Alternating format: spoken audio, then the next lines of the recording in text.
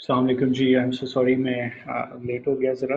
मेरा ये जूम के क्लाइंट में कोई मसला आ रहा था। वॉइस अपडेट किया है, so maybe it's incompatible with some application. I am sorry, इसलिए थोड़ी सी देर होगी। सब लोग कैसे हैं आप लोग? बताइए मुझे।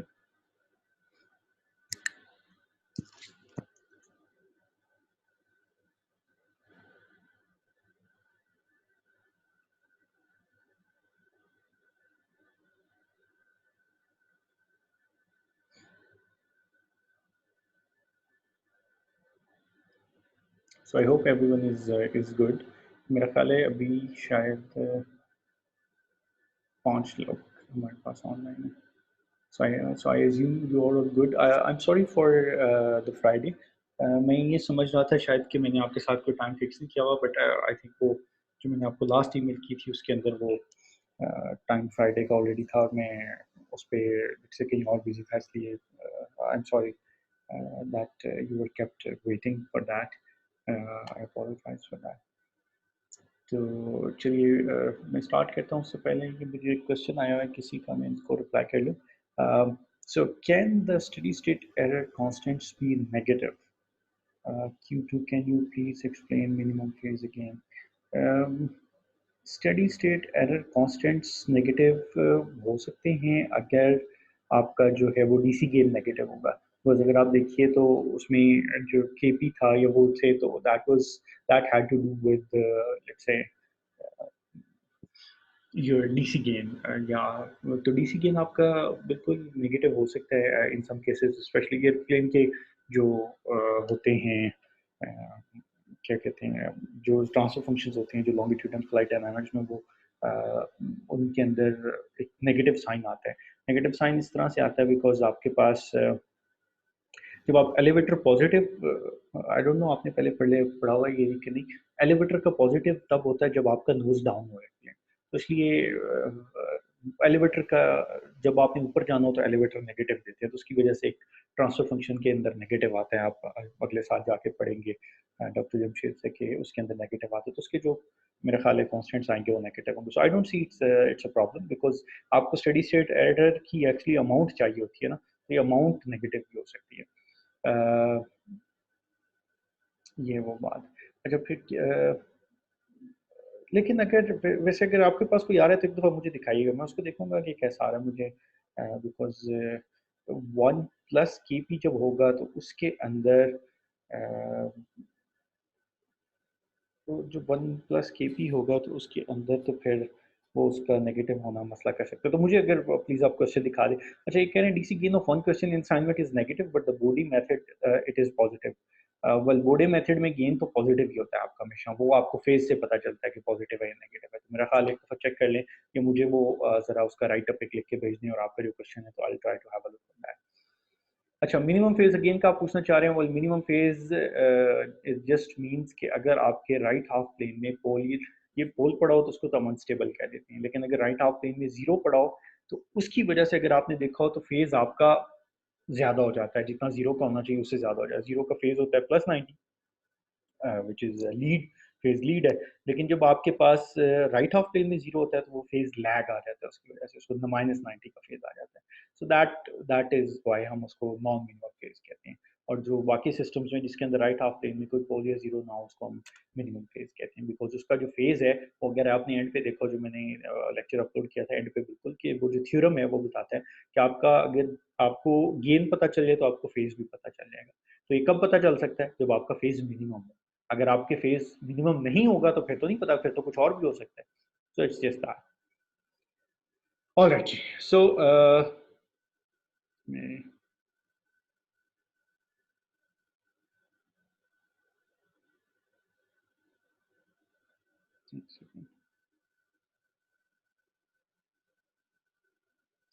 सो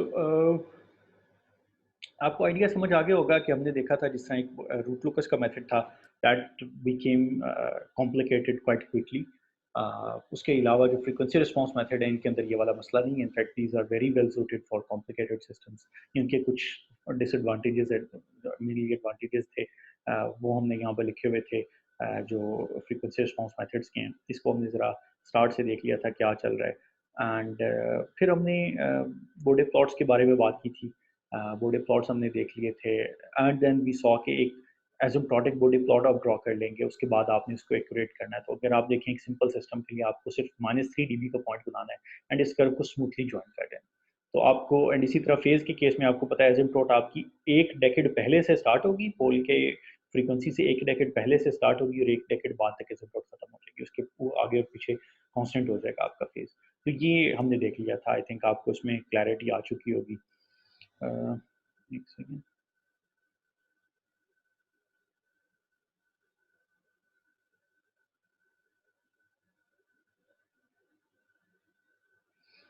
अच्छा, नेगेटिव गेन का मतलब पॉजिटिव फीडबैक।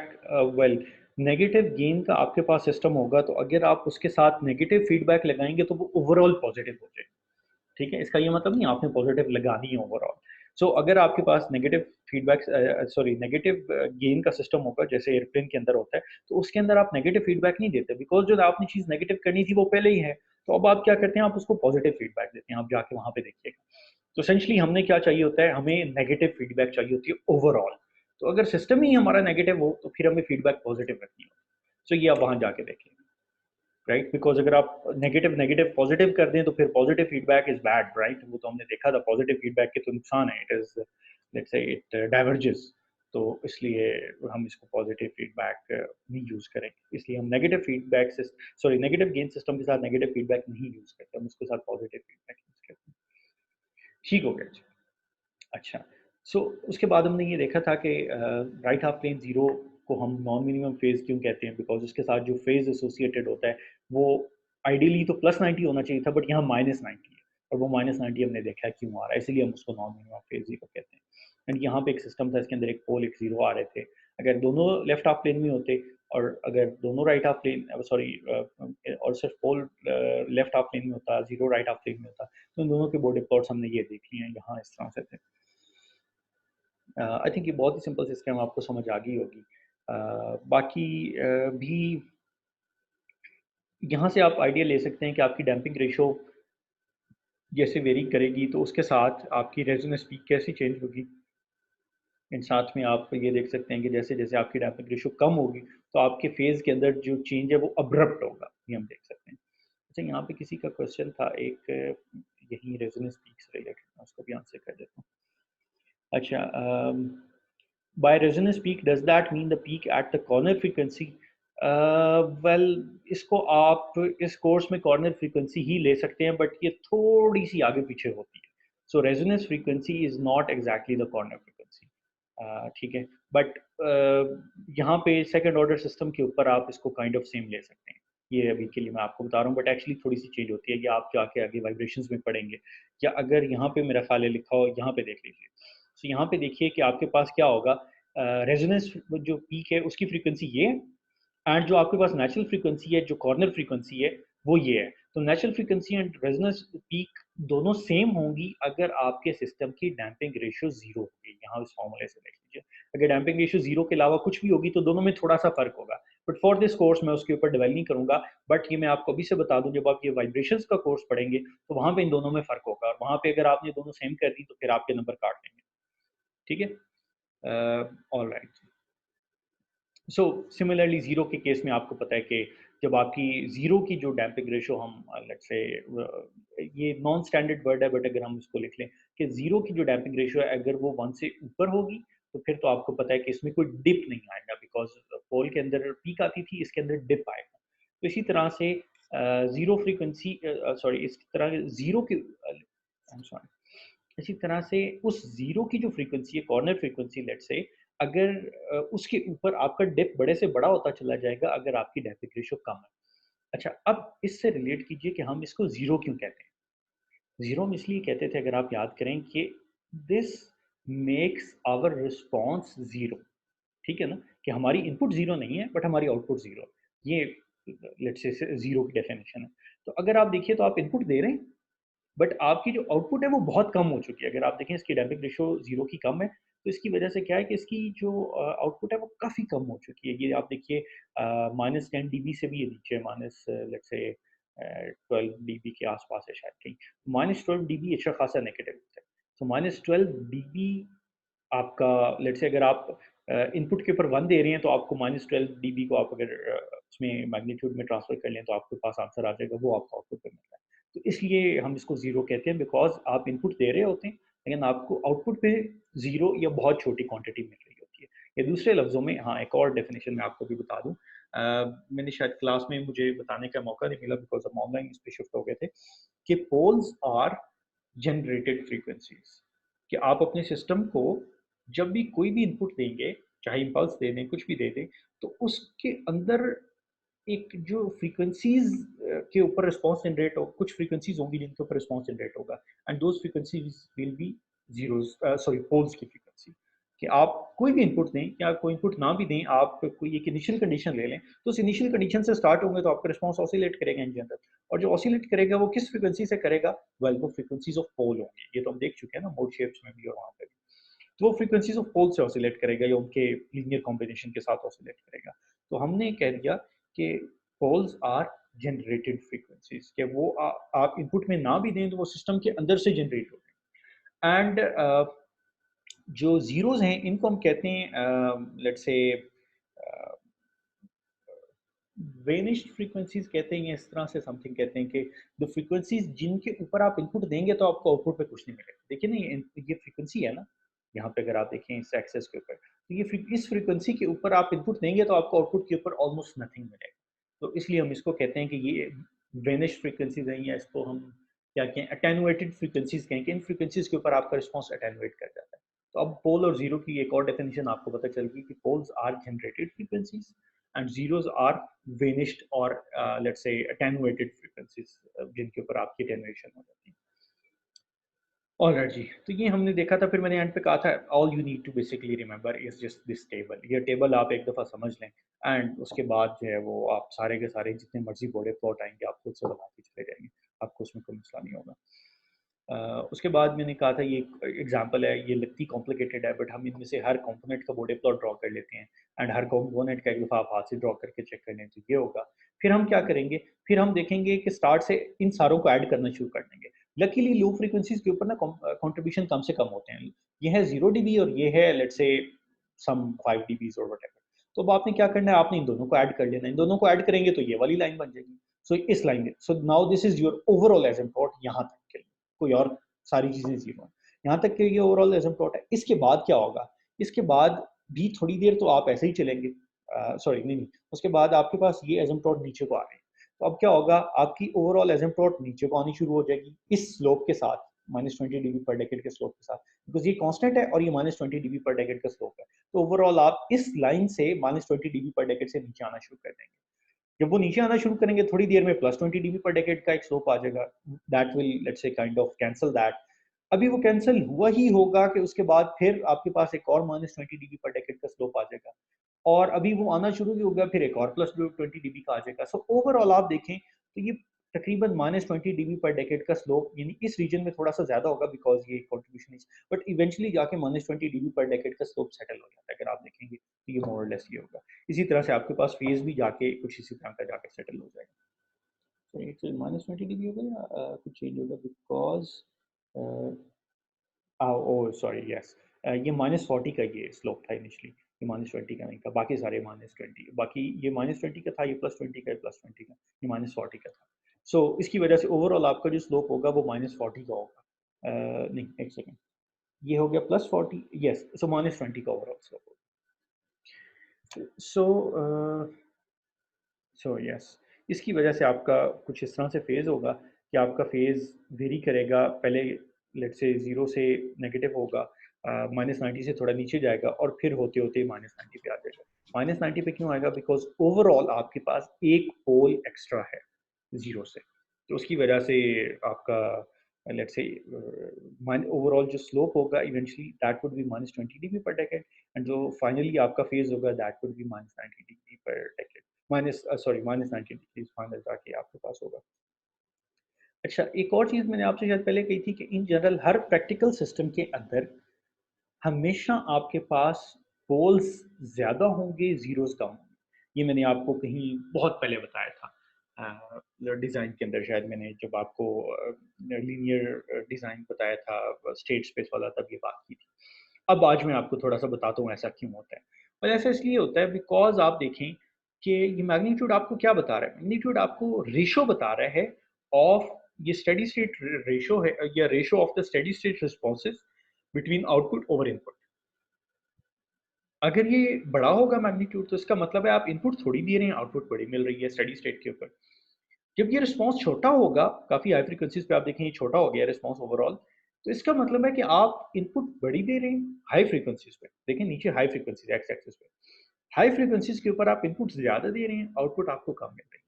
एंड अगर आप नोट कीजिए ऐसे ही होता है हर प्रैक्टिकल सिस्टम के अंदर, तो आप बहुत तेज़ी से कोई इनपुट देते हैं ना आउटपुट पे आपको कुछ नहीं मिलता। So if you give an output input slowly, system आपकी इनपुट को फॉलो करता है एंड वो आउटपुट को लेट्स से फॉलो करता है। अब आपकी लेट्स से जो गेन है वो बड़ा होता है लो फ्रीक्वेंसीज़ के ऊपर, बट हाई फ्रीक्वेंसीज़ के ऊपर वो आप अपने सिस्टम को इतनी तेज़ी से ऑसिलेट कराना चाहते हैं। अब यहाँ पे देखिए, ये यहाँ पे फॉर एग्ज़ाम्पल 1000 हर्ट्ज़ है, 1000 हर्ट्ज़ बहुत ज़्यादा फ्रीक्वेंसी होती है, it's like more than let's say 100 hertz. तो इस फ्रीक्वेंसी के ऊपर जाके अगर एक प्रैक्टिकल सिस्टम है, ये तो हिलने से इनकारी हो जाएगा, इसका इनर्शिया इसको इतनी तेज़ी से ऑसिलेट नहीं करने देगा। तो क्या होगा? फ्रीक्वेंसी तो उसकी वही होगी जो इनपुट की है, लेकिन फ्रीक्वेंसी चूँकि उस इतनी तेज़ी से वो ऑसिलेट कर रहा है, तो इतनी जल्दी फिर वो ज़्यादा एम्पलीट्यूड पे ऑसिलेट नहीं कर पाएगा। तो इसकी वजह से क्या होगा कि फ्रीक्वेंसी तो उसकी वही होगी जो इनपुट की है, बट एम्पलीट्यूड इसका बहुत कम होगा, ये हल्का-हल्का हिल रहा होगा। ठीक है? So for this reason every practical system has more poles than zeros, because अगर आप देखिए, अगर पोल 0 से ज़्यादा होंगे तो फिर ही आप लेट्स से आपका स्लोप नेगेटिव होगा ना इवेंचुअली -20 डीबी पर डेकेड का, और हाई फ्रीक्वेंसीज़ पे आप नीचे जाते जाएँगे। एंड ये हर सिस्टम की फिज़िकल सिस्टम की प्रॉपर्टी होती है कि वो बहुत हाई फ्रीक्वेंसीज़ पे जाके उसका रिस्पॉन्स बहुत कम से कम होता चला जाता है, उसका जो मैग्नीट्यूड है वो कम से कम होता चला जाता है। आई गेस आपको थोड़ा क्लियर हो गया होगा इस चीज़ का। तो इसमें क्वेश्चन हो तो आप मुझसे पूछ लीजिए। सो ये आपने क्या किया, उन एसिम्पटोट्स को ऐड किया, एंगल की वो उन अप्रॉक्सिमेशंस को ऐड किया, एंड देन आपने एक दफ़ा चेक कर लिया कि आपकी लेट्स से डैम्पिंग रेशियो कितनी है, अगर कम है तो आपने ये क्विकली फेज़ को चेंज किया, बाकी जगहों पे आपने इसको स्मूथली कर दिया। अगर फर्स्ट ऑर्डर सिस्टम हो तो फिर आप उसको स्मूथली लेट्स से इस एसिम्पटोट के प्लॉट को स्मूथ कर सकते हैं। लेकिन अगर आपके पास डैम्पिंग रेशियो कम हो, जो कि परहैप्स इस केस में कम है, तो आपको यहाँ पे थोड़ा-सा शार्प रखना पड़ता है। ये कौन-सी जगह है? ये वो जगह है जहाँ पे आपकी रेजोनेंस इनफैक्ट रेजोनेंस भी आपकी कहीं और आती है, रेजोनेंस पीक कहीं और होती है और आपकी नेचुरल फ्रीक्वेंसी कोई और होती है। So this is at the natural frequency जो कि आपकी कॉर्नर फ्रीक्वेंसी भी है of this second order system. यहाँ तक कोई क्वेश्चन हो तो मुझसे पूछ लीजिए।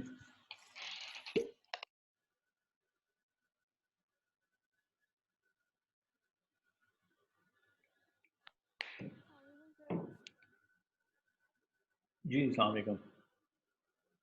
सर मैं ये पूछना था, अगर हमारे पास एक गिवन ट्रांसफर फंक्शन में डोमिनेंट पोल्स एग्जिस्ट कर रहे हों, तो हम्म। उन पोल्स को ड्रॉ करना ज़रूरी है फिर बॉडी डायग्राम में?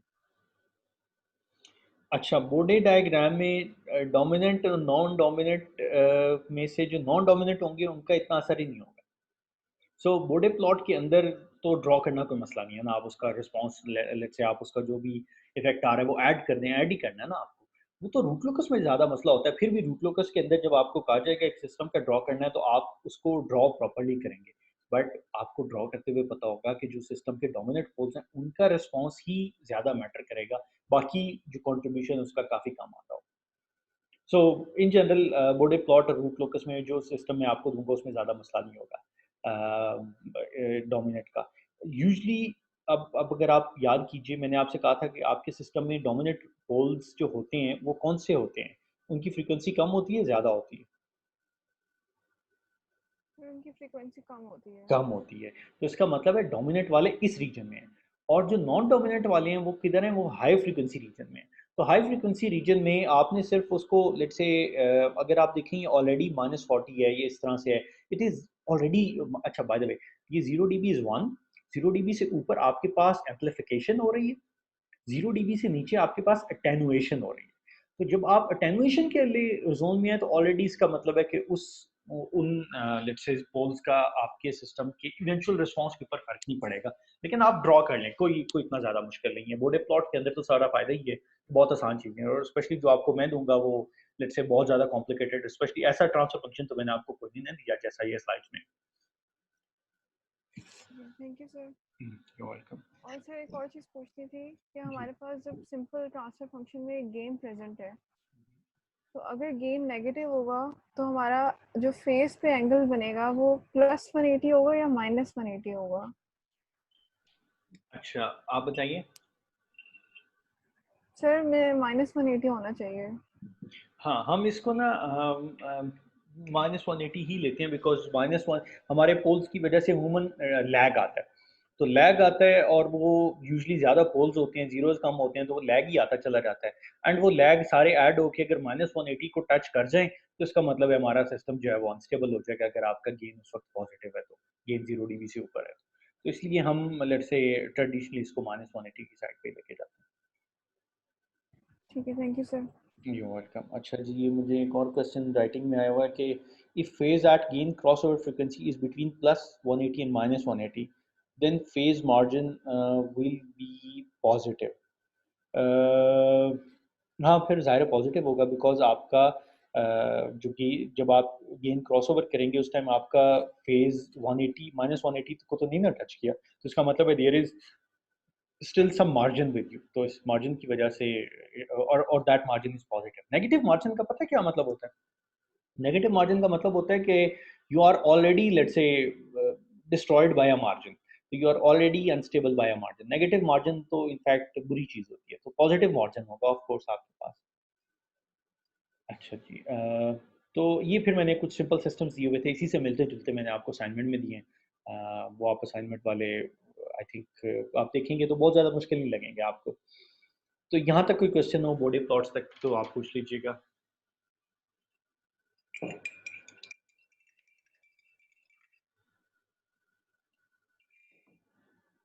कोई क्वेश्चन है?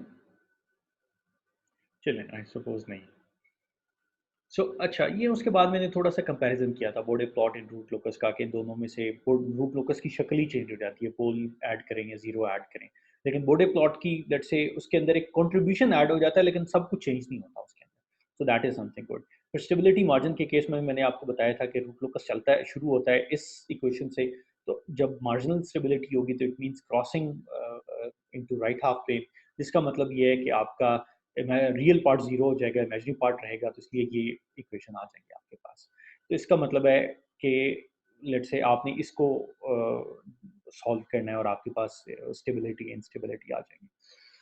अब जब हम आते हैं बॉडी प्लॉट्स के ऊपर, तो हम इस इक्वेशन से नहीं चलते ऊपर वाली से, हम चलते हैं ये जो लेफ्ट हाफ साइड पे ये वाली चीज़ है ना, लूप ट्रांसफर फंक्शन कहते हैं, जी इंटू एच। इस लूप ट्रांसफर फंक्शन से चलते हैं। इस लूप ट्रांसफर फंक्शन का हम बॉडी बनाते हैं। तो जब इसका हम बॉडी बना रहे हैं तो हमें इसका ज़ाहिर है कि इसको -1 के इक्वल नहीं होने देना, राइट? सो इससे हमारे पास ये 2 कंडीशन आती हैं, फेज़ मार्जिन की और केव मार्जिन की। तो ये कंडीशन है जो हमें बताती हैं कि हम इंस्टेबिलिटी से कितना दूर हैं। तो हमने ये देखा था कि हमारे पास फेज़ मार्जिन एटलीस्ट पॉजिटिव होना चाहिए। Gain margin could be negative, that's no problem. मैंने आपको बताया था नाइक्विस्ट प्लॉट आपके लिए भी ज़रूरी नहीं है। मैंने स्लाइड में इसलिए डाल दिया ताकि वन डे अगर आपको कहीं ये इम्प्लीमेंट करना पड़ता है तो आप स्लाइड से खोल के थोड़ा-सा इसी से रिलेटेड चीज़ देख लें। But otherwise for this course मैं आपसे एक्सपेक्ट नहीं कर रहा कि आप नाइक्विस्ट प्लॉट से मुझे देख के फेज़ मार्जिन बताएँ, गेन मार्जिन बताएँ। फिर मैंने बताया था phase margin is directly damping ratio as long as the phase margin is equal to और लेस देन 60 डिग्रीज़। फिर ये है कि आपकी जो रेज़ोनेंस पीक है एंड जो आपकी पीक ओवरशूट है, इन दोनों का आपस में कोई कोरिलेशन है, वो हमने देखा था। फिर हमने बैंडविड्थ की बात की थी, हमने कहा था बैंडविड्थ हमें बताती है कि bandwidth is somehow related to natural frequency. ज़्यादा बैंडविड्थ होगी, ज़्यादा नेचुरल फ्रीक्वेंसी होगी और आपका सिस्टम ज़्यादा जल्दी सेटल करेगा, ज़्यादा जल्दी राइज़ करेगा। सो ये हम बातें करते हैं। फिर हमने स्टेडी स्टेट एरर को देख लिया यहाँ पे। तो स्टेडी स्टेट एरर हमारे पास केपी से रिलेट करता है। तो केपी हम कैसे देखेंगे? डीसी गेन से चेक करेंगे। तो इसी तरह से फिर हमने देखा था कि अगर हम केवी चेक करें, बिकॉज़ ये हमारे पास सिस्टम है जिसके अंदर डीसी गेन इन्फिनिटी है। उस केस के अंदर हम केवी निकालेंगे। तो केवी कैसे निकालेंगे? वो इस तरह से निकालेंगे। फिर मैंने ये कहा था कि पोल ज़ीरो कैंसलेशन हमेशा पहले करेंगे, उसके बाद आप करेंगे, लेकिन पोल ज़ीरो कैंसलेशंस तभी होंगी जब आपके पोल और ज़ीरो दोनों लेफ्ट हाफ प्लेन के अंदर होंगे।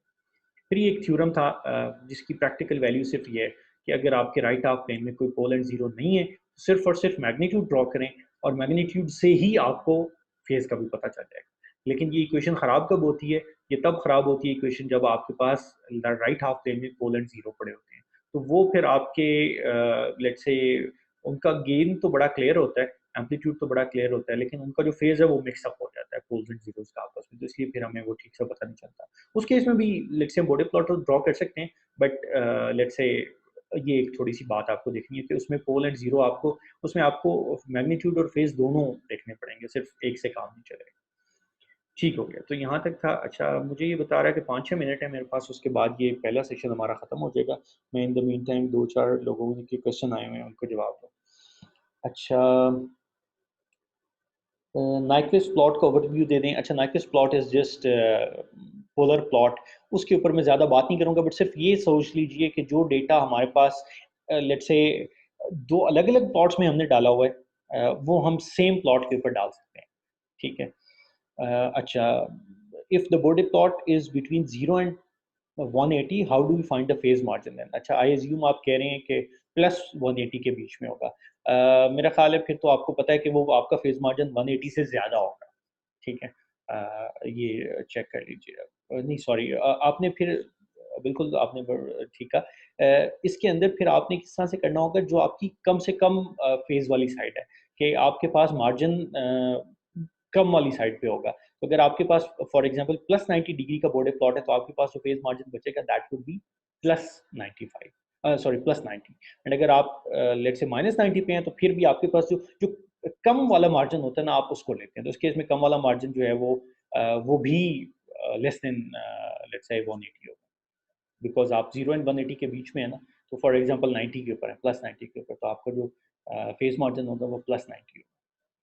अच्छा, sir can we get bandwidth for open loop? हाँ, वो ओपन लूप से भी यूँ समझ लीजिए कि जो आपके पास अ, क्रॉसओवर फ्रीक्वेंसी होती है ना, आप फॉर रफ एस्टीमेट आप उसको ही बैंडविड्थ ले सकते हैं, फॉर वेरी रफ एस्टीमेट, ठीक है? It's not exact, but for a very rough estimate अगर आपको कोई कहे कि हाँ जी, मुझे बताएँ, तो आप उसको कह दें कि जी इसके आस-पास होगा, ठीक है? एग्ज़ैक्ट ना बताएँ, लेकिन ये बताएँ कि आपकी बैंडविड्थ इसके आस-पास होगी। ठीक है? बट यस, सम पीपल से कि वो जो क्रॉसओवर फ्रीक्वेंसी है वही आपकी बैंडविड्थ की फ्रीक्वेंसी है, बट इन जनरल वो थोड़ी-सी डिफरेंट होती है। बट यस, अगर आप को जल्दी से बताना हो तो आप क यू कैन सेफली गेस कि इसके बिल्कुल आस-पास है कहीं। ठीक है? और कोई question? Excuse me sir, assignment से एक क्वेश्चन था। जी, बताइए। सर हमें असाइनमेंट में जो steady state error constants calculate करने हैं, वो in response to a unit step करने हैं या फिर रैंप के लिए भी कैलकुलेट करने हैं? अच्छा, वो हैं रिलेट करते कि आपके सिस्टम की टाइप क्या है। एंड आपका देखिए ना, अगर आप मिसाल के तौर पे उस आपको सिस्टम मिला हुआ है जिसके अंदर एक इंटीग्रेटर पड़ा हुआ है, तो आपको पता है उसके अंदर तो केपी वैसे ही 0 होगा, राइट? तो उसमें केपी 0 होगा, तो फिर आपको कौन-सा वाला निकालना है? फिर आपको केवी निकालना है। एंड अगर लेट्स से इस तरह से आपको कॉन्टेक्स्ट से क्लियर हो जाएगा कि कौन-सा निकालना थैंक यू सर। है। ओके। Uh, जी, किसका क्वेश्चन है? excuse me sir. जी। सर जैसे जो स्टेडी स्टेट एरर कांस्टेंट्स हमें निकालने हैं, तो उसमें जो शुरू के क्वेश्चंस हैं उसमें के पी भी 0 है और के वी भी 0 है, तो क्या हमें एक्सेलरेशन एरर कांस्टेंट निकालना होगा उसके लिए?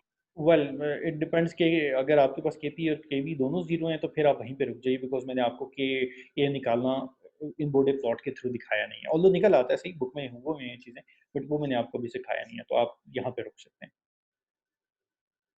Okay sir, thank you. या कोई और क्वेश्चन?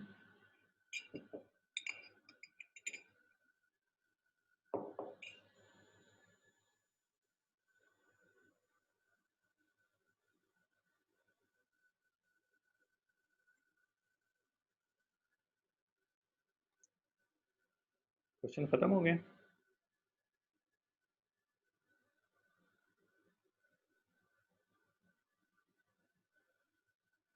अच्छा, मेरा ख्याल है यूँ कर लेते हैं कि हम ना 2 मिनट की ब्रेक ले लेते हैं, बिकॉज़ हमारा ये टाइम पहले सेशन का ख़त्म हो रहा है। तो 2 मिनट में हम दोबारा रिज़्यूम करते हैं। सो रफ़ली 3:40, मेरे पास अभी 3:37 हो रहे हैं। सो 3:40 पे हम दोबारा रिज़्यूम करते हैं, फिर हम और देखते हैं कि किसी का कोई क्वेश्चन। So 340 इंशाल्लाह।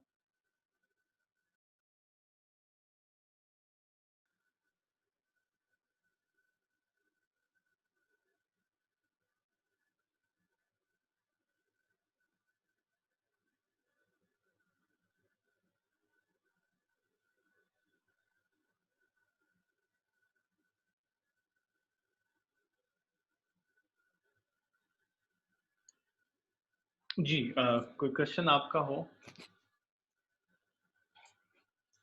और अभी तक आपने इन जनरल कोई क्वेश्चन पूछना हो, बिकॉज अब हम कंट्रोल का ऑलमोस्ट सब कुछ कर चुके हैं, एक चैप्टर अब सिर्फ रह गया जो कि हम इस वीक में करके ख़त्म कर देंगे कोर्स को। तो इसलिए अगर आपका ओवरऑल अभी तक कोई कोर्स से रिलेटेड कोई क्वेश्चन होता हो, वो भी पूछ सकते हैं।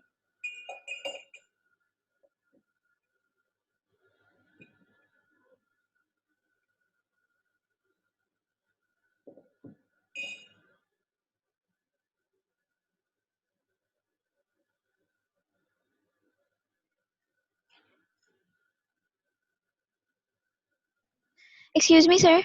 जी जी। सर अगर बोडे प्लॉट में हमारा स्लोप जो है वो शुरू से कांस्टेंट मतलब हमारे स्लोप में शुरू से एक प्लॉट में शुरू से स्लोप आ रही है, तो जब हम फेज मार्जिन फाइंड करेंगे तो क्या ऐसा कर सकते हैं कि फ्रीक्वेंसी का कोई भी एक पॉइंट ले लें बिफोर 0 dB, हम अगर हमें चेक करना है फेज मार्जिन, तो फ्रीक्वेंसी के किसी भी पॉइंट पे हम चेक कर लें या उसको 0 रेडियंस पर सेकंड पे ही देखेंगे, क्योंकि लॉग स्केल पे तो 0 आएगा नहीं, तो फिर वो इन्फिनिटी चला जाएगा क्योंकि स्लोप कांस्टेंट है। तो फेज मार्जिन हम गेन मार्जिन हम इन्फिनिटी कंसीडर करेंगे या किसी एक पॉइंट पे इवैल्यूएट कर दें? अच्छा आप कह रहे हैं कि ये आपका एक सिस्टम है जिसका स्लोप कांस्टेंट है, एंड उसमें गेन मार्जिन निकालने में क्या मसला है? क्योंकि आपको गेन मार्जिन कैसे निकालते हैं? गेन मार्जिन आप कैसे निकालते हैं कि आपका जब फेज प्लस या माइनस 180 डिग्री हो, तो उस वक्त आपका जो गेन है वो 1 से कितना दूर है? तो क्या मसला है इसमें निकालने में? सर मैं ये पूछ रही थी कि हम किसी भी एक पॉइंट पे इवैल्यूएट कर दें, क्योंकि स्लोप तो जाता जा रहा है ना, तो वो तो इन्फिनिटी को अप्रोच कर जाएगा। अगर हम लॉग स्केल पे अगर हम फ्रीक्वेंसी को पीछे की तरफ लेके जाएंगे तो लोअर फ्रीक्वेंसीज पे, अच्छा तो नहीं नहीं, उसको आप इन्फिनिटी डीसी कंसिडर। आप डीसी गेन की बात कर रही हैं शायद, क्योंकि डीसी गेन हम जीरो फ्रीक्वेंसीज पे लेते हैं ना। जो फेज मार्जिन और गेन मार्जिन है वो जीरो फ्रीक्वेंसी पे तो नहीं लेते। फेज मार्जिन उस फ्रीक्वेंसी पे लेते हैं जब आपका क्रॉसओवर होता है जिस फ्रीक्वेंसी के ऊपर आपका गेन जो है वो क्रॉस करके 0 dB लाइन को ऊपर से नीचे आ जाता है, उसको उस फ्रीक्वेंसी के ऊपर हम ये फेज मार्जिन लेते हैं। और गेन मार्जिन हम उस फ्रीक्वेंसी पे लेते हैं जब आपका फेज प्लस 180 या माइनस 180 हो जाता है। तो उस फ्रीक्वेंसी के ऊपर हम चेक कर लेते हैं कि आपका जो गेन है वो कितना दूर है 0 dB से, 0 dB से कितना लेट से ऊपर है या नीचे है। जी सर, तो जैसे जो ट्रांसफर फंक्शन हमें गिवन है उसमें जो फेज मार्जिन जो हमारे पास बॉर्डर प्लॉट है फेज का, वो हम्म कांस्टेंट लाइन है -180 डिग्री की। तो जब हम्म। हम उस पे गेन मार्जिन निकालेंगे तो वो ओवरऑल ही -180 है फेज प्लॉट जो आ रहा है उसका। तो हम्म। उस पे गेन मार्जिन इन्फिनिटी होगा या किसी एक पॉइंट पे इवैल्यूएट कर दें हम, क्योंकि वो अच्छा फेज। अच्छा अच्छा, उसमें आप देखिए उसमें हो कि अच्छा इसमें यानी आप कहना ये चाह रही हैं कि आपका फेज हमेशा से -180 पर है एंड आपका गेन चेंज हो रहा है, राइट? जी सर। ठीक हो गया। तो इस केस में आप बताइए कि क्या होगा?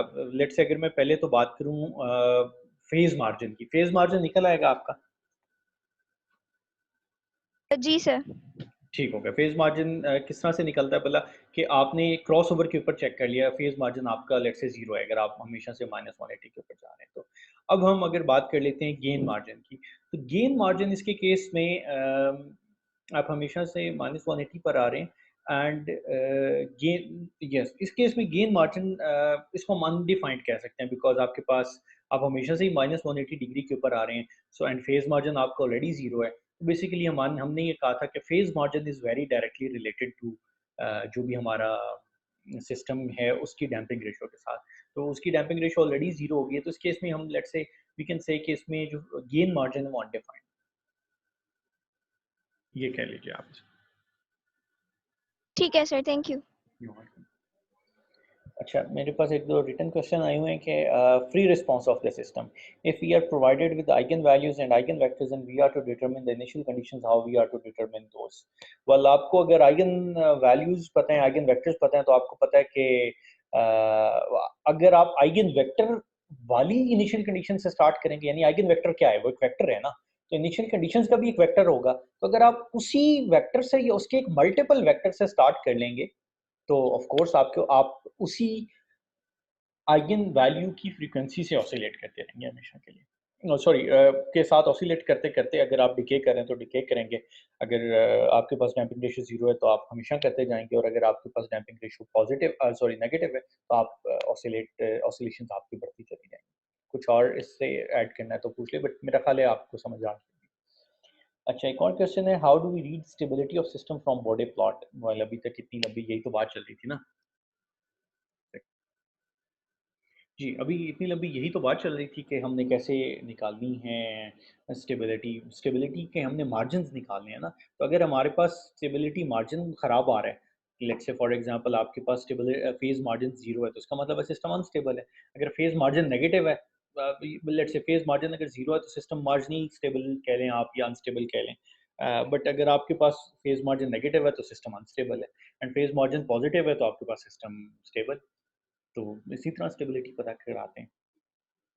अच्छा, so sir the initial conditions will be eigen vectors and their multiples. जी बिल्कुल ऐसे ही है ना, वो इनिशियल कंडीशन, ये वो वाली इनिशियल कंडीशन है जिनके ऊपर आपका रिस्पांस एक खास रिस्पांस होगा, राइट? अब मुझे नहीं पता आप इनिशियल कंडीशन से क्या मतलब निकालना चाहते हैं, यार कोई सवाल अच्छे बता देते तो मैं ठीक से बता सकता। कौन सी इनिशियल कंडीशन आप कह रहे हैं? एक तो आप जो है वो सवाल माशाल्लाह काफ़ी पूछते हैं, व्हिच इज़ गुड, लेकिन कभी आप आवाज़ सुनाने की ज़हमत कम कम ही करते हैं हमें। अगर आप हमसे बात करें तो शायद अच्छी आपको आवाज़ समझ आ जाए। ठीक है, मुझे ये बता दें आप इनिशियल कंडीशन कौन सी निकालना चाह रहे हैं? तो फिर मैं आपको कुछ बता सकता हूँ।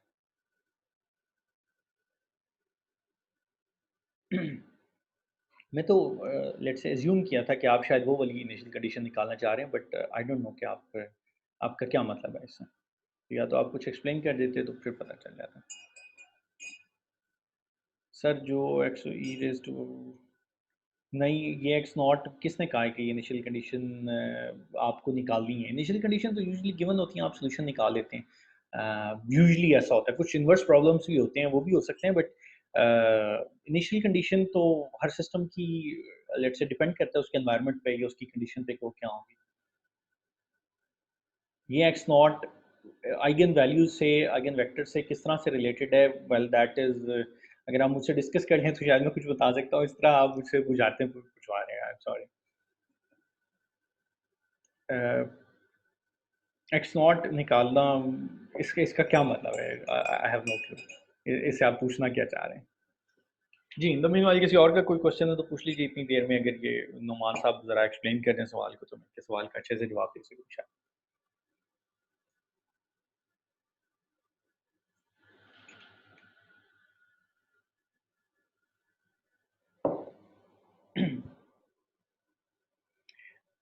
अच्छा, एक और चीज़,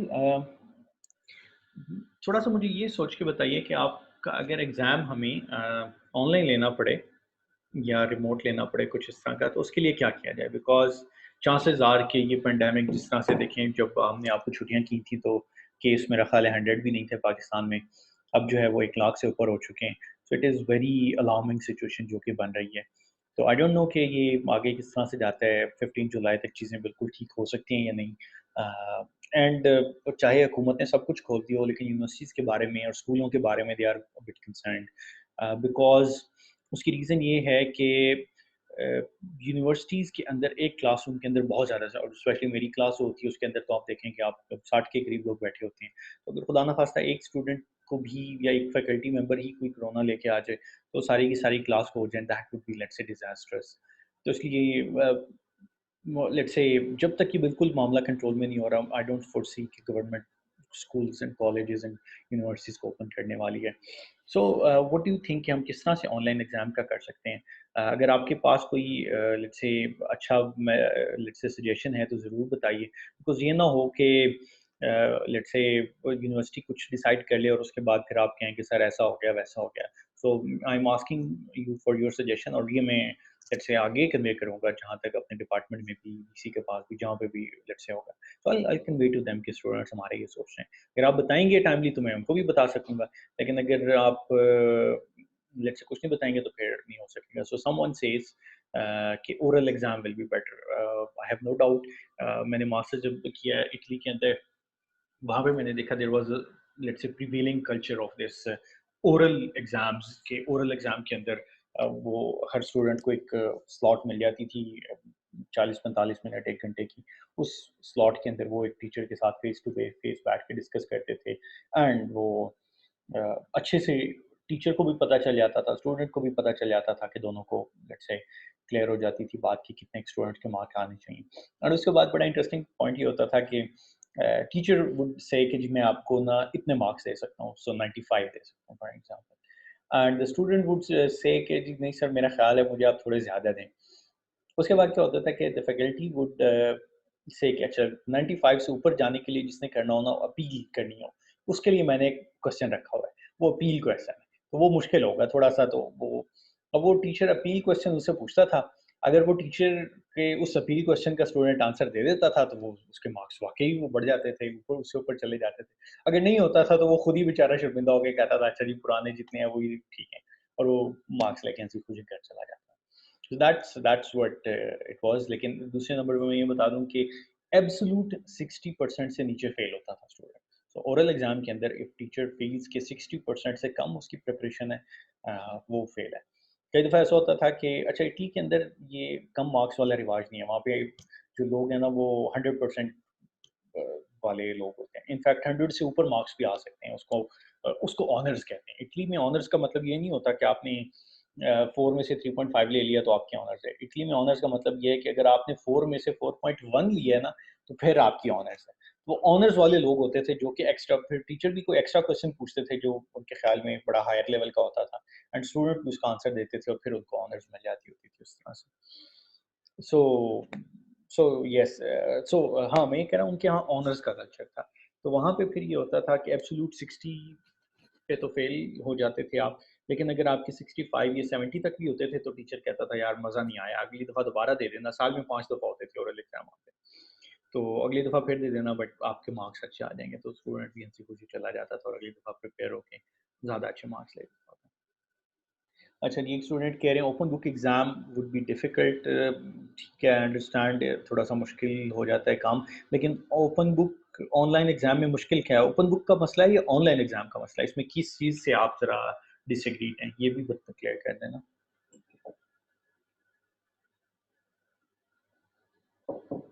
कोई और लेट्स से सजेशन आपके ख्याल में क्या करना चाहिए? एक स्टूडेंट ने मुझे कहा है oral exam is better. Personally अगर मुझसे पूछा गया तो आई फेवर इन ओरल एग्ज़ाम। मैं कहूँगा कि मैं अपने स्टूडेंट को 2 वीक्स के अंदर अपॉइंटमेंट्स दे दूँगा और मैं ओरल एग्ज़ाम उनसे वन ऑन वन कर लूँगा। अगर किसी के पास अच्छा इंटरनेट नहीं भी है तो आई आई थिंक आप उस 1 घंटे के लिए अपने किसी कज़न की तरफ जा सकते हैं, अपने किसी रिलेटिव की तरफ जाके अच्छे इंटरनेट के साथ आप मुझे एग्ज़ाम दे सकते हैं। I think this is doable. And इसमें काफ़ी क्लैरिटी भी हो जाती है कि I give you some different cases, आप मुझे बताते रहेंगे एंड वो करते रहेंगे। तो मेरा ख़्याल है कि this is something which is doable. लेकिन अगर यूनिवर्सिटी ने कहा कि नहीं आप कोई रिटन एग्ज़ाम लें, वो उस तरह का लें, तो उसके लिए फिर एक ओपन बुक एग्ज़ाम होगा। अच्छा, सो फैज़ान सेज़ कि ओपन बुक एग्ज़ाम इसलिए मुश्किल होगा बिकॉज़ हमें एक्सपीरियंस नहीं है। बट आई वुड सजेस्ट कि आप एक दफ़ा ना लेट्स से ओपन बुक, जो मैं ट्रेडिशनली कंट्रोल सिस्टम का एग्ज़ाम देता हूँ, दैट इज़ कि आपके पास फ़ॉर्मूला शीट अलाउड होती है कि आप एक फ़ॉर्मूला शीट की दोनों साइड पे जितने मर्ज़ी फ़ॉर्मूला लिख के लें। एंड बिकॉज़ मेरा एग्ज़ाम इस तरह का होता नहीं है कि उसमें फ़ॉर्मूले में आपसे एक्सपेक्ट करूँ कि सारे रट के आएँ। उसका कोई फ़ायदा नहीं है। सो आई एक्सपेक्ट कि आप फ़ॉर्मूला शीट ले आएँ, उसके साथ आप प्रॉब्लम सॉल्व कर लें। मैंने ओपन बुक एग्ज़ाम करके भी देखे हैं, बट मैंने थोड़ा-सा उसमें ये नुकसान देखा है स्टूडेंट्स का कि वो स्टूडेंट्स ये समझते हैं कि बुक हमारे साथ ही है, हम एग्ज़ाम में पढ़ लेंगे, जो जो जिस चैप्टर से सवाल आएगा, वो चैप्टर हम पढ़ लेंगे। ये थोड़ी-सा मसला हो जाता है बिकॉज़ अगर आपने वो पढ़ा नहीं हुआ और आप वहाँ पे पढ़ने बैठ जाएँ, तो आपको कई दफ़ा यही नहीं पता चलता कि सवाल आया किस चैप्टर से है। तो इसलिए इसको डिस्करेज करने के लिए मैंने ओपन बुक खत्म किया है लेट्स से कंट्रोल सिस्टम्स के कोर्स में। But otherwise I think open book exam is good because that's a preparation for real life. Real life में इंजीनियर्स को प्रॉब्लम इस तरह का नहीं मिलता कि जी ये 36 प्रॉब्लम है और लेट्स से ये मोर और लेस वही है जो आपने पहले किए हुए हैं, थोड़ा थोड़ा लेट्स से मुश्किल कर दिए हमने सारे एग्जाम और ये आप कर दें और हो जाएगा। मेरा ख्याल है इस तरह की चीज़ों का कोई फ़ायदा नहीं है। Open book exams are good in general. आपको चंद बड़े प्रॉब्लम्स मिलते हैं रियल लाइफ के अंदर और उनके लिए आपके पास टाइम काफ़ी होता है, बुक्स अवेलेबल होती हैं, इंटरनेट अवेलेबल होता है एंड आप उस प्रॉब्लम को अच्छे से सॉल्व करना होता है। तो आई वुड सजेस्ट कि आप ओपन बुक एग्जाम रखवाएं टीचर से खुद कह के, ये आपको बहुत अच्छा प्रिपेयर कर देते हैं रियल लाइफ के लिए। I would suggest. जी, और कोई स्टूडेंट ओपन बुक एग्जाम के हक में या खिलाफ या ओरल एग्जाम के हक में खिलाफ कुछ कहना चाहेंगे?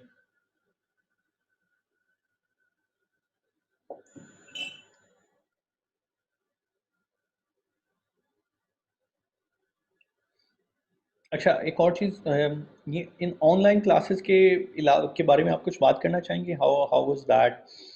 How was this experience? Because ये हो सकता है कि ये ऑनलाइन क्लासेस का जो सिलसिला है, ये अगले सेमेस्टर भी चले। बिकॉज़ ये एग्ज़ाम का सिर्फ़ आपसे पूछ रहे हैं because no one is sure कि सितंबर तक ये मामला सारे का सारा ठीक हो जाएगा। सो मेबी अगला सेमेस्टर हमें फिर ऑनलाइन क्लासेस, ऑनलाइन एग्ज़ाम्स पे रहना पड़े। तो इसलिए आप अपनी सजेशंस दें कि क्या मसले हैं ऑनलाइन एग्ज़ाम में। एंड मेरे मुझे इसलिए दें बिकॉज़ आप मुझसे बाद में पूछ भी सकते हैं। सो आई आई टेक रिस्पॉन्सिबिलिटी। मैं आपको बताऊँगा कि लेट्स से आपकी सजेशन मैंने फलाने-फलाने लोगों को दी थी एंड हम ये चीज़ें करें। अच्छा, आप कह रहे हैं किसी ने कहा है कि online test taking website like ClassMarker. अच्छा ठीक है, ऑनलाइन टेस्ट की जो वेबसाइट्स हैं उनके अंदर फिर उनके अपने फ़ायदे और नुकसान हैं कि हम स्टैंडर्डाइज़्ड टेस्ट में यूजुअली देना नहीं चाहता। मैं इस तरह के प्रॉब्लम्स देना चाहता हूँ अ, जो कि थोड़ा आप जिनके ऊपर सोचें एंड जिनके मल्टीपल राइट आंसर्स हों। जब आप इस तरह से स्टैंडर्डाइज़्ड टेस्ट लेते हैं तो उसके अंदर यूजुअली एक ही ठीक आंसर होता है। मुझे इस तरह की चीज़ें मैं चाहता हूँ कि आप चीज़ें इवैल्यूएट करें एंड आप मुझे रीज़निंग दें कि ये अच्छा है, ये बुरा है, इसका ये फ़ायदा है, इसका ये नुकसान है। तो चाहे आपका आंसर गलत भी हो बट आपकी रीज़निंग ठीक हो तो मैं उसको इवैल्यूएट करना चाहता हूँ, उसको वैल्यू करता हूँ। तो चलिए मैं एक दफ़ा इसको इवैल्यूएट कर लूँगा जो आप कह रहे हैं बट मेरा ख़्याल है कि पर्पस बिल्ट किस्म की ये चीज़ें नहीं दे सकेगा। अच्छा, इन द मीन टाइम मुझे वो ज़रूर बताइए कि अगर ऑनलाइन क्लासेस अगले सेमेस्टर्स के लिए रन होती हैं तो कौन से ऐसे प्रॉब्लम्स थे जो आपको इस सेमेस्टर में फेस करने पड़े, जिनको हम अगले सेमेस्टर में रिड्यूस कर सकते हैं? फैज़ान कह रहे हैं can it be MCQ type? Well I wish कि इस तरह हो सके लेकिन सारा का सारा एमसीक्यू करना पॉसिबल नहीं है। बिकॉज़ बिकॉज़ यस उसके अंदर डीप थिंकिंग आपकी और लेट्स से अगर आपने एक चीज़ समझ ली है ठीक से लेकिन किसी आप सिली मिस्टेक की वज़ह से आपने गलत को टिक कर दिया तो आपके नंबर सारे चले गए। मुझे आपकी कोई अप्रोच का नहीं पता चला। जब हम बात करते हैं लेट्स से लंबे क्वेश्चंस की बात करते हैं तो उसमें आपकी अप्रोच बड़ी ट्रांसपेरेंट होती है एंड अप्रोच को मैं वैल्यू करता हूँ। तो एमसीक्यूज़ मेरा ख़्याल है मुश्किल होंगे at least for a course like this. कुछ एमसीक्यूज़ हो सकते हैं, usually I ask some MCQs because उससे आपकी कुछ अंडरस्टैंडिंग अच्छे से क्लियर हो जाती है, बट सारा एमसीक्यूज़ मुश्किल हो सकता है यार, वो तो बिल्कुल ही मुश्किल हो जाएगा। जी, मैं आपसे पूछ रहा हूँ मुझे ऑनलाइन क्लासेस के बारे में कुछ बताइए। Not only mine but in general बाकी टीचर्स का भी बता सकते हैं बिकॉज़ हम सारे मिलकर डिसाइड करेंगे कि किस तरह से हम अपनी ऑनलाइन क्लासेस को अगले सेमेस्टर के लिए बेहतर कर सकते हैं।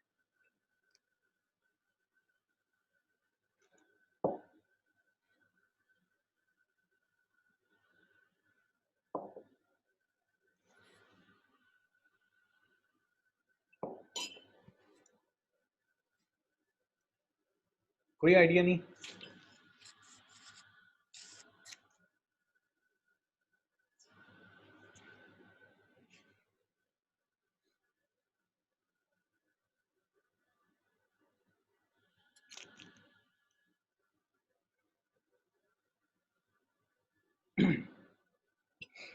चलिए ख़ैर हम चाहेंगे तो ऑफ़ कोर्स नहीं कि ऑनलाइन क्लासेस अगले सेमेस्टर में भी चलती रहें because no one likes it. I mean आप तो स्टूडेंट्स हैं, आपको तो फिर भी कंप्यूटर आईटी इन चीज़ों से हैं। लेट्स से फैकल्टी सबसे ज़्यादा तंग है ये ऑनलाइन क्लासेस से बिकॉज़ हम पढ़ा रहे हैं, हमें नहीं पता कि इसको कितनी समझ आ रही है। जब आप क्लासेस में बैठे होते हैं तो हमें बड़ा क्लियरली नज़र आ रहा होता है हर स्टूडेंट का चेहरा देख के कि किसको कितनी समझ आ रही है। फिर उस हिसाब से हम चीज़ें समझ रहे होते हैं और समझा रहे होते हैं। लेकिन जब लेट्स से हम आपको देख नहीं रहे तो हमें एग्जैक्टली अंदाज़ा नहीं है कि आप में से किस स्टूडेंट को कितनी समझ आ रही है एंड उसकी वजह से लेट्स से प्रॉब्लम होता है। अच्छा, एक और चीज़ अभी अगले हफ्ते हमारे इसी हफ्ते सॉरी लेक्चर ख़त्म हो जाएंगे। So what I need is कि मैं आपको I would require from each student an email to my email address on Friday by Friday, जिसमें आप ये कहेंगे कि मैंने सारी की सारी ऑनलाइन क्लासेस, मुझे वैसे तो यूट्यूब के ऊपर है, there is no problem with that, but आपको ये लिख के मुझे बताना होगा कि मैंने सारी की सारी लेट्स से ऑनलाइन क्लासेस ले ली हैं, ये मुझे रिसीव हो गई हैं। That will mark all your attendance for let's से फॉर ऑल दिस टाइम, ठीक है? तो आप ये फ्राइडे तक प्लीज़, मैं आपको पहले बता रहा हूँ, हफ्ते में आप ईमेल रेडी कर लें प्लीज़। फ्राइडे तक आप ईमेल रेडी करके मुझे बताइएगा कि सारे कोर्स की जो स्लाइड्स हैं और जो उसके वीडियो लेक्चर्स हैं वो मुझे मिल गए हैं एंड मैंने वो ले लिया। That will mark all your attendance for all this period, जो कि 2 ढाई महीने हमने ऑनलाइन क्लासेस के लिए। ये इंपॉर्टेंट है बिकॉज़ उसके बगैर आपकी अटेंडेंस बिकॉज़ आईएसटी हमसे चाह रही है कि हम आपको अटेंडेंस दें। तो आई डोंट नो, मैं हर क्लास की या हर वीक की अटेंडेंस लेना बड़ा अब्सर्ड सी बात है। मैंने यूट्यूब के ऊपर लगा दिया बिकॉज़ यूट्यूब से ज़्यादा मुझे कोई ऐसा चैनल मिला नहीं था जिस पे आप सबको मैं पहुँचा सकूँ। सो मैंने यूट्यूब पे लगा दिया। But for now by the end of this course तो आप आपसे आई would require an email from you कि आप सारे मुझे मैं आपको ईमेल करता रहता हूँ। जो आपने गूगल क्लासरूम के ऊपर ईमेल एड्रेस अपने दिए हुए हैं उनसे, तो वहाँ से अपना मुझे ईमेल एड्रेस देख के मुझे काइंडली ईमेल कर दीजिएगा और मुझे बताइएगा कि you have taken online classes. वो आपकी अटेंडेंस मार्क हो जाएगी, ठीक है?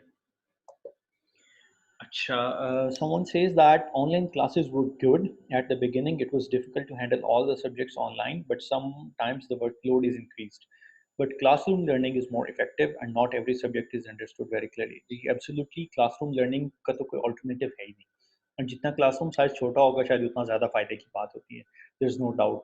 लेकिन अब चूँकि कोरोना की वजह से लेट्स से आपके सामने सिचुएशन बढ़ती जा रही है, 1 लाख तक लोग तकरीबन पहुँच चुके हैं एंड खुदा ना खास्ता अगले 2 हफ्ते में तो पता नहीं क्या तबाही हो जाए यहाँ पे। तो प्लीज़ अपने सारे लोगों का ख़्याल रखिए, अपने फैमिली मेंबर्स का, स्पेशली अपने पेरेंट्स का बहुत ख़्याल रखें।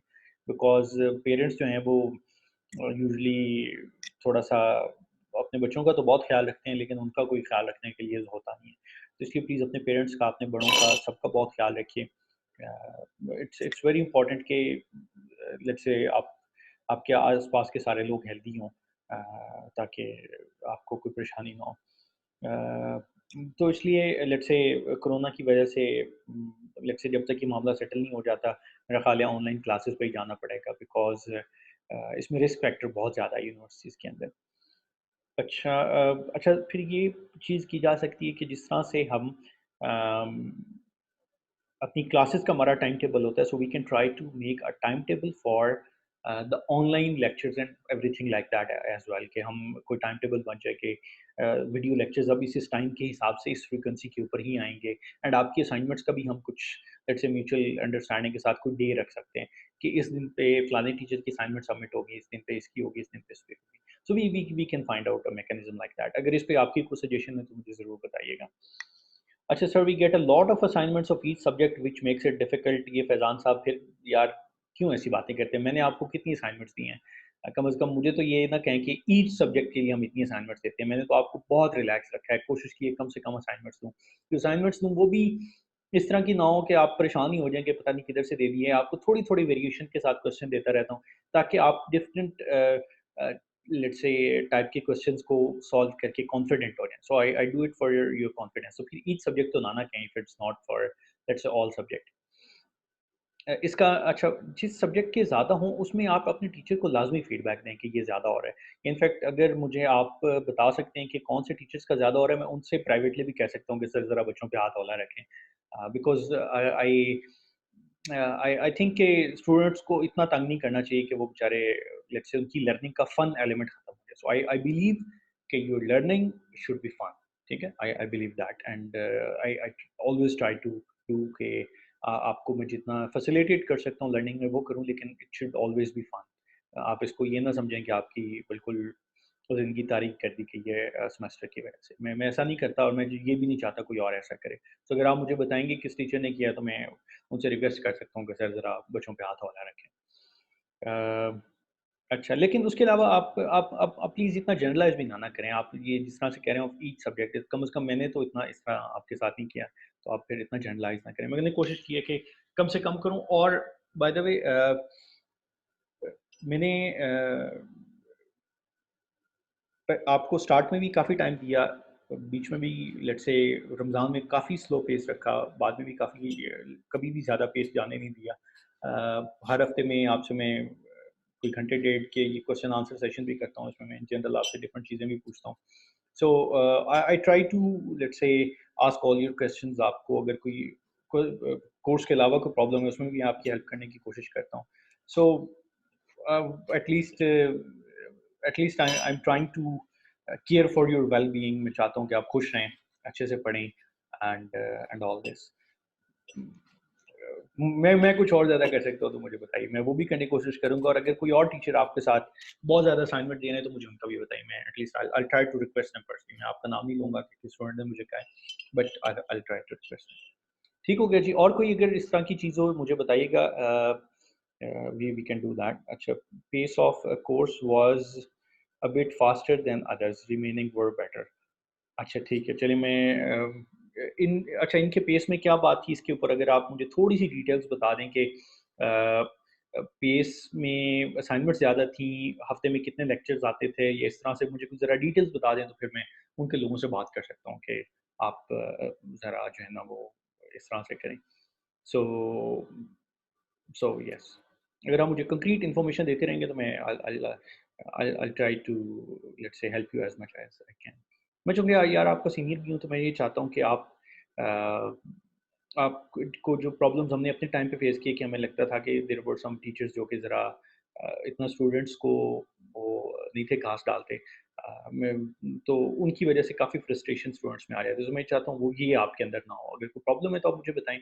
I'll try to talk to them, no problem with that।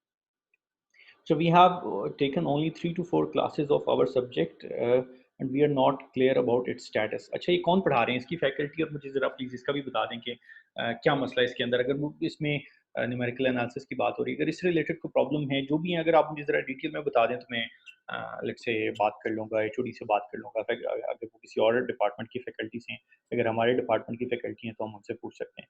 ठीक है, अगर विजिटिंग फैकल्टी हैं तो मैं अपने एचओडी से बात कर लूँगा कि लेट्स से क्या चल रहा है। सो कभी भी आप घबराएं मत। फिर मुझे स्टूडेंट्स कहते हैं कि सर फैकल्टी में नो वन केयर्स। बेटा I try to care for you. मैं चाहता हूँ कि आपके जो भी मसले हैं उनको हेल्प करने, उनको सॉल्व करने में जितनी हेल्प मैं कर सकता हूँ मैं करूँ। मुझे प्लीज़ बताइए कि विजिटिंग फैकल्टी ठीक हैं और उनकी कितनी क्लासेस या कितने नोट्स वगैरह अवेलेबल हैं और उन्होंने क्या स्टेटस अपडेट किया है। अगर आप मुझे इसका बता दें तो मैं उसकी भी थोड़ी से बात कर लूँगा। एंड ऑफ कोर्स ज़ाहिर है इस तरह से करूँगा कि वो बिल्कुल ये ना हो कि एंड पे वो जो विजिटिंग फैकल्टी हैं वो आपके ग्रेड्स में गुस्सा निकालें इस तरह से। सो अच्छा, ये ना सोचिएगा, ये आई नो कि स्टूडेंट्स में एक फीलिंग होती है कि शायद हम अगर कोई प्रॉब्लम बताएंगे तो हमारे ग्रेड्स अफेक्ट हो जाएंगे। ग्रेड्स आपके इतने आराम से अफेक्ट नहीं हो सकते। इट इज़ शायद मैंने आपको पहले भी बताया था कि आपके ग्रेड्स किस तरह से बनते हैं। वो इस तरह से बनते हैं कि आपकी सारी चीज़ें एड अप होके सॉफ्टवेयर में लेट्स से वो रैंकिंग स्टूडेंट्स की बना देता है सॉफ्टवेयर कि ये स्टूडेंट्स की रैंकिंग आ चुकी है। अब उसके अंदर स्टूडेंट्स की फिर हम देखते हैं कि क्लस्टर्स बने होते हैं ना, कि जो टॉप के 3 स्टूडेंट्स होते हैं यूजुअली, ये 2 या 4 या 5 जितने भी स्टूडेंट्स होते हैं, उनके क्लस्टर होता है। लेट्स से वो 95% से ऊपर-ऊपर होते हैं। फिर उसके बाद 3% का गैप होता है यूजुअली, ये समथिंग लाइक दैट, कि उसके बाद 92% पे अगला स्टूडेंट होता है। तो हमें वहाँ से देख के भी पता चल जाता है। सिर्फ हमें नहीं, ये लेट्स से स्टैंडर्ड रूल्स हैं रिलेटिव ग्रेडिंग की पूरी दुनिया में।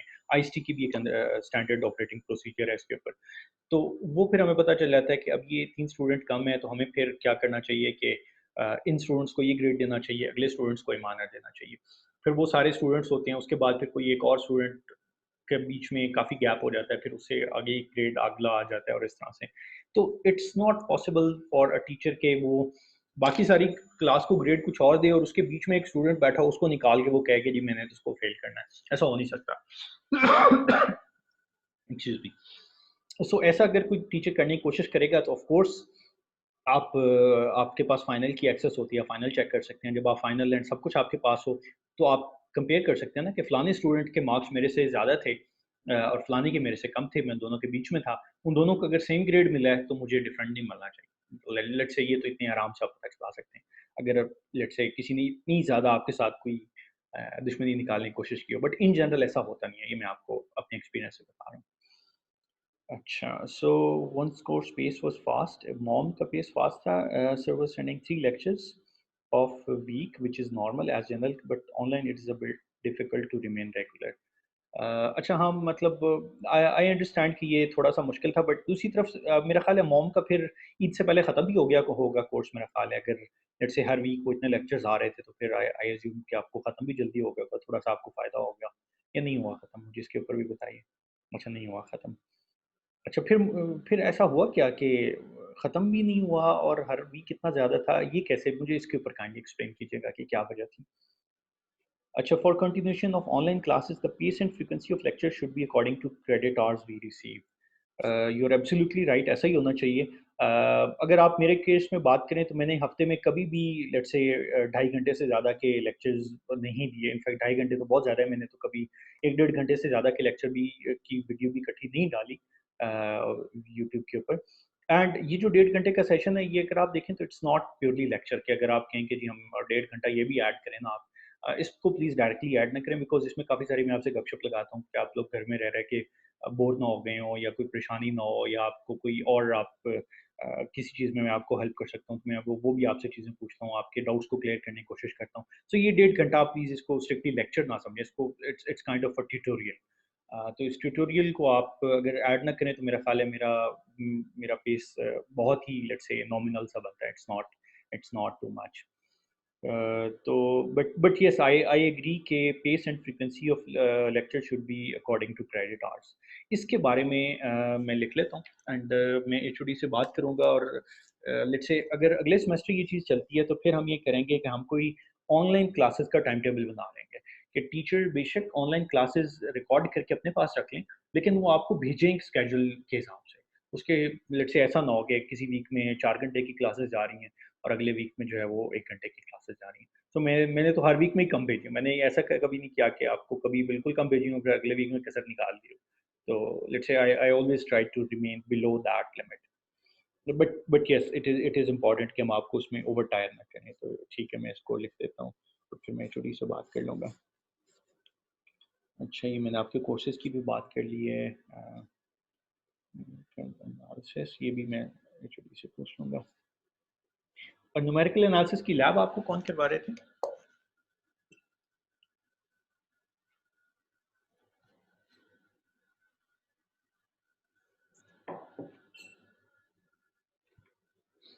सर अब्दुल रहमान। अच्छा, अब्दुल रहमान साहब तो अच्छा, उनका क्या था कि उस लैब का क्या मसला था? वो ज़्यादा थी या वो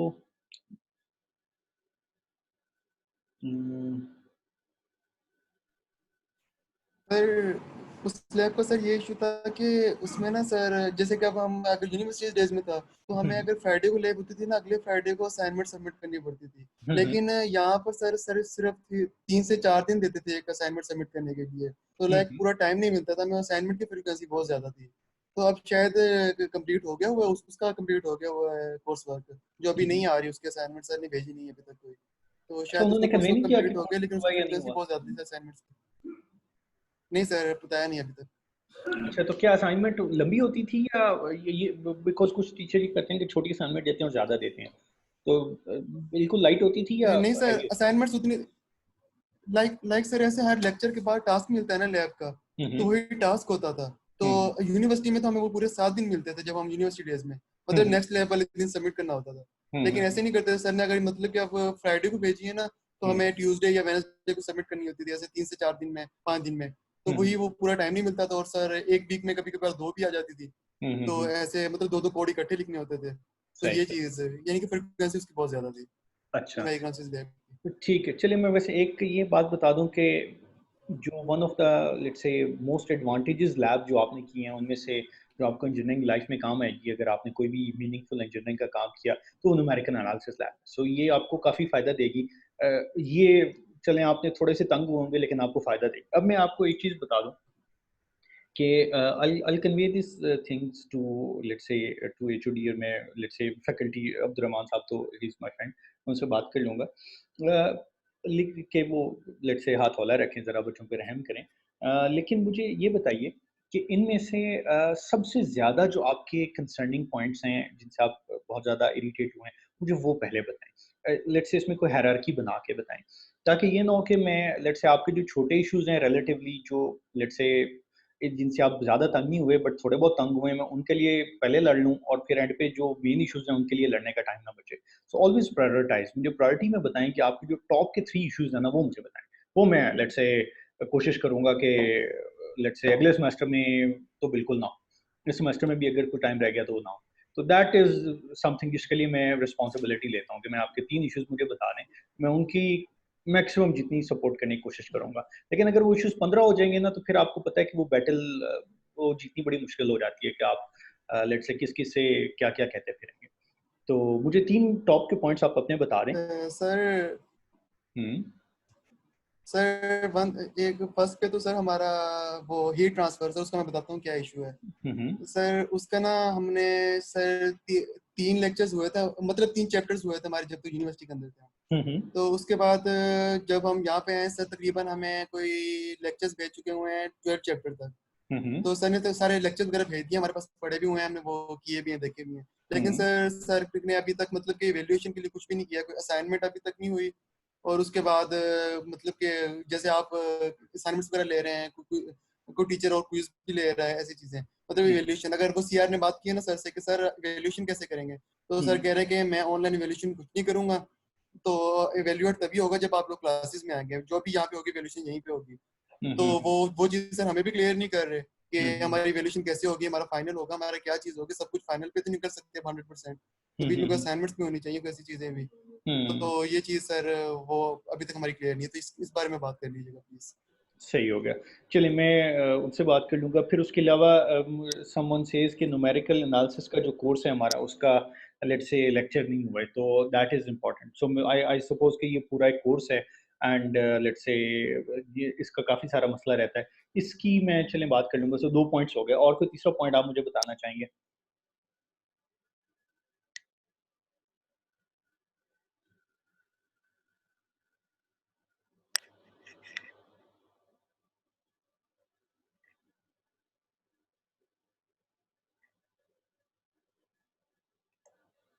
अच्छा ऑफ़ कोर्स ये मुझसे कुछ स्टूडेंट ने पूछा है कि हमारी जो लैब्स होंगी जिनमें लैब इक्विपमेंट चाहिए, उन पे हमें कैसे इवैल्यूएट किया जाएगा? अच्छा उसका बड़ी क्लियर बात ये है कि अगर तो सेमेस्टर आपका चल रहा होगा लेट्स से 15 जुलाई या 1 अगस्त या 15 अगस्त तक यूनिवर्सिटी खुल जाती है एंड अगर आपकी लेट्स से कोई रिवीजन का टाइम मिलता है हमें सेमेस्टर के अंदर, तो हम आपको जल्दी से 1 आध हफ्ते के अंदर वो इक्विपमेंट के ऊपर लैब्स करवा के एंड आपको उसके ऊपर इवैल्यूएट कर लेंगे। अगर ऐसा नहीं होता एंड सारा कुछ ऑनलाइन होता है, तो फिर जब आपके लेक्चर्स ऑनलाइन हुए हैं, तो फिर एग्ज़ाम्स भी ऑनलाइन होंगे और जब एग्ज़ाम ऑनलाइन होगा, तो हम उसमें आपको लेट्स से इक्विपमेंट दिखा के तो कुछ नहीं ना करा सकते। So then it will all be let's say simulation based.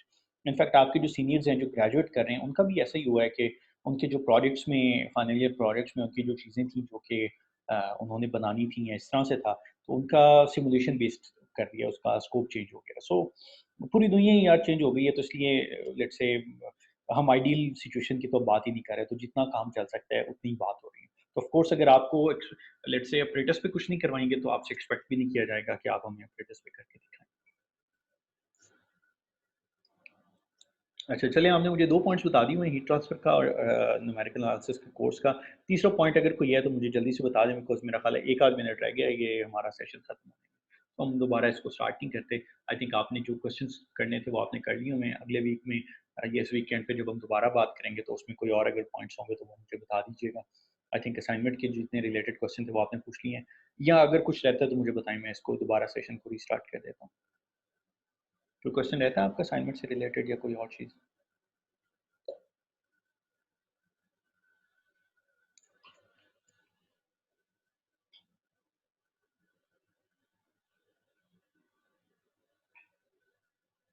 चलें, आई अज़्यूम कि नहीं रहता। So we finish here. Take care of yourself. I hope you all are well and आप सबके आस-पास लोग वेल हैं। तो आप सारे लोगों का ख़्याल रखिएगा। तो फिर हम इंशाल्लाह इस वीक में अपने लेक्चर्स ख़त्म कर लेंगे। मुझे अपनी अटेंडेंस के बारे में इन्फॉर्मेशन भेज दीजिएगा कि आपको सारे लेक्चर्स अवेलेबल हैं, आपने देख लिए हैं या देखने वाले हैं।